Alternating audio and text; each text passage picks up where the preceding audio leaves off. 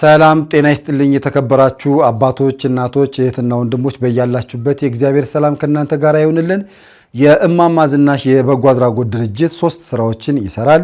አቅመ ደካሞች ምገባ ይመግባል፣ የአቅመ ደካሞችን ቤት ያድሳል፣ እንደዚሁም ደግሞ የአቅመ ደካሞችን ገላጥቦ እናንተ የሰጣችሁን ልብስ ይለብሳል። ስለዚህ በዚህ መሰረት እናንተ እንድታግዙን በያው በእግዚአብሔር ስም አደራችሁን እንላለን።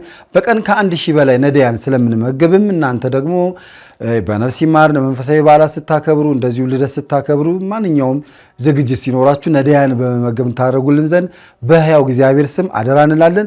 እዚህ ጋር በተጠቀሱ 3 ስልክ ቁጥሮች እየደወላችሁ ማዘዝ ትችላላችሁ። የጠበባችሁ የሰፋችሁ ፋሽኑ አለፈበት የምትልብቱም አልባሳት ካለ በመለገስም እንድተባበሩን የአቅመ ደካሞች ቤት መስሪያ ማትሪያሎችንም ታገዙን ዘንድ በሕያው እግዚአብሔር ስም አደራ እንላለን። ሰላማችሁ ይብዛል።